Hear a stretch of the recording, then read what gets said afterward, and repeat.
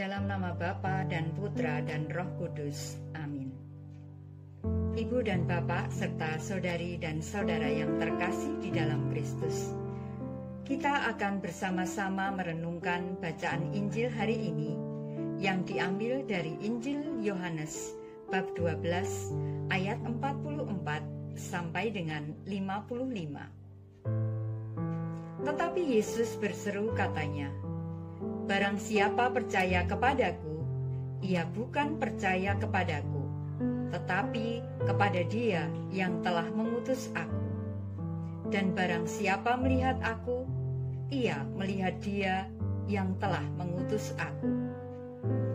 Aku telah datang ke dalam dunia sebagai terang, supaya setiap orang yang percaya kepadaku jangan tinggal di dalam kegelapan. Dan jikalau seseorang mendengar perkataanku, tetapi tidak melakukannya, aku tidak menjadi hakimnya.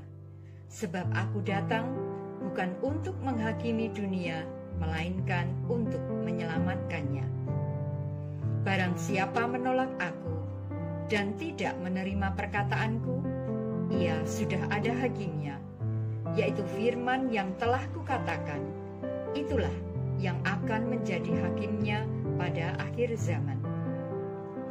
Sebab aku berkata-kata bukan dari diriku sendiri, tetapi Bapa yang mengutus aku, Dialah yang memerintahkan aku untuk mengatakan apa yang harus aku katakan dan aku sampaikan.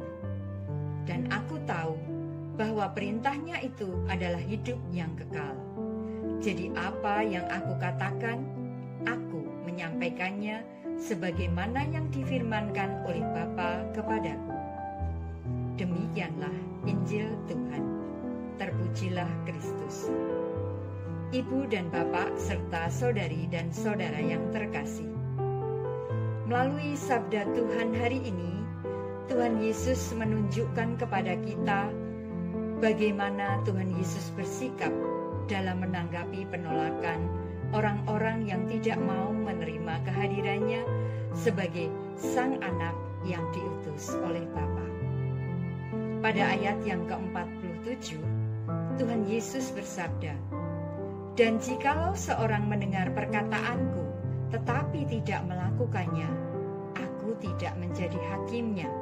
Sebab aku datang bukan untuk menghakimi dunia, melainkan untuk menyelamatkannya."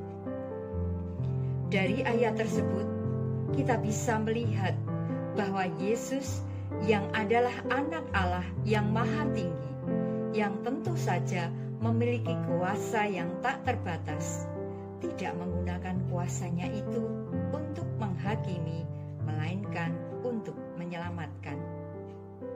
Ibu dan Bapak, serta saudari dan saudara yang terkasih, dalam kehidupan kita sehari-hari, dalam interaksi kita dengan sesama, tidak jarang kita merasa diri kitalah yang lebih baik, diri kitalah yang lebih hebat.